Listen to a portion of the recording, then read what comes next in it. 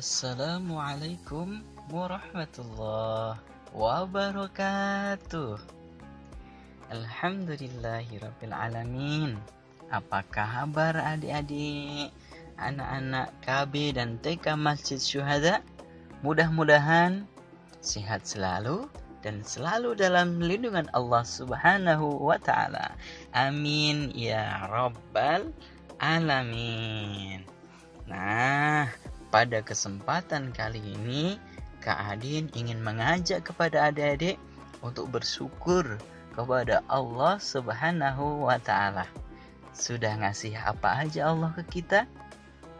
Ngasih hidup, rizki, kecerdasan, dan keluarga yang bahagia. Dan sholawat salam kita haturkan kepada Nabi kita Muhammad Sallallahu Alaihi Wasallam. Adik-adik, anak-anak KB dan TK Masjid Syuhada, siapa Nabi kita? Ada yang tahu? Ya, Nabi Muhammad Sallallahu Alaihi Wasallam.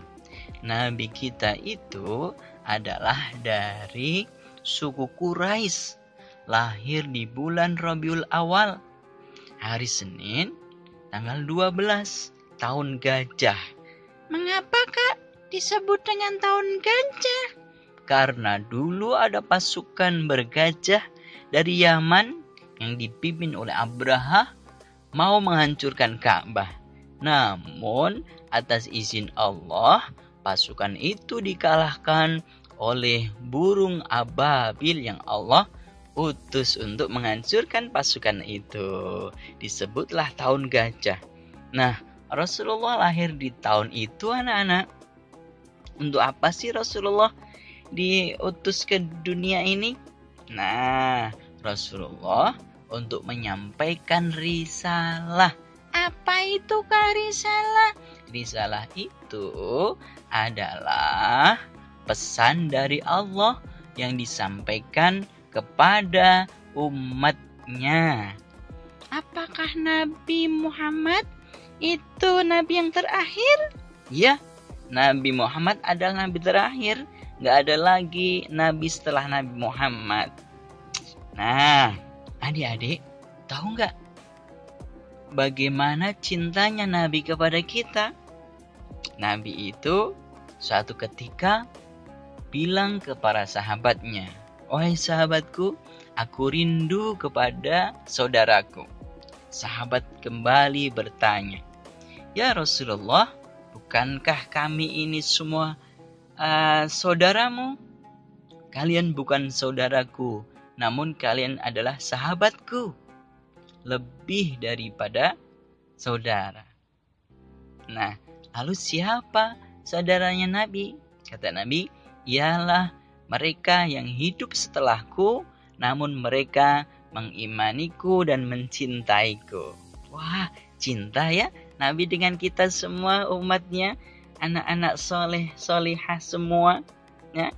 Juga ketika sebelum Nabi Muhammad wafat, teman-teman, ada yang tahu Nabi sebelum wafat bilangnya apa? Bilangnya gini, Ummati, ummati, ummati.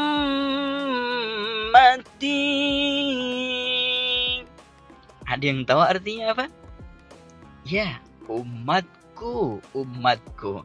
Yaitu kita semua yang hidup setelah Nabi Muhammad, tapi tidak melihat Rasulullah, tidak melihat Nabi, ya. Nah, bisa nggak agar kita dicintai oleh Nabi, ya? Apakah semua umat Islam dicintai Nabi? Tentu tidak. Ada syarat-syaratnya. Yang pertama, apa itu Kak? Apanya? Yang pertama adalah rajin membaca sholawat. Nah, adik-adik tahu salawat? Allahumma sholli ala Muhammad. Ya Rabbi sholli alaihi wasallim. Allahumma sholli ala Muhammad. Ya Rabbi sholli alaihi wasallim. Nah, kata Nabi, siapa yang bersolawat kepadaku, maka Allah akan membalas solawatnya. Ya, siapa yang memberi solawat kepadaku 1 kali, maka Allah akan membalasnya 10 kali solawat. Banyak sekali ya. Wah, itu yang pertama, membaca solawat ya. Yang kedua, biar kita dicintai oleh Nabi adalah menyayangi anak yatim.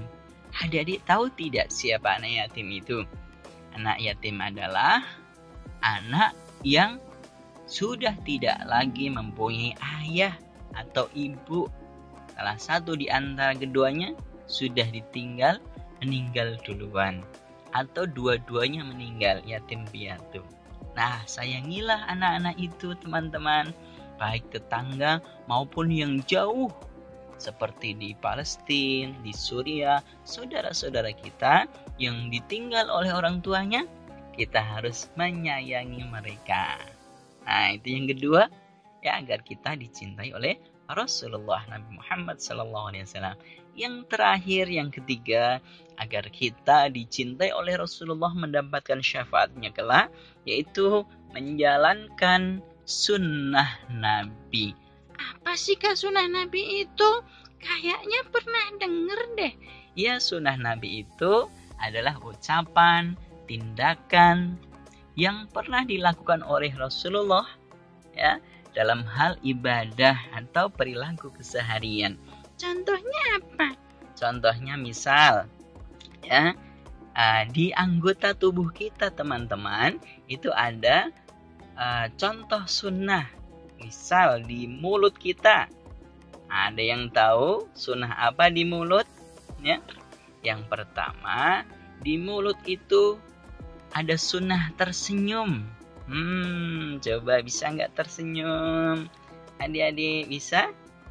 Nah, tabassumuka fi wajhi akhika shadaqatun. Dan Nabi, senyummu di hadapan temanmu adalah sedekah.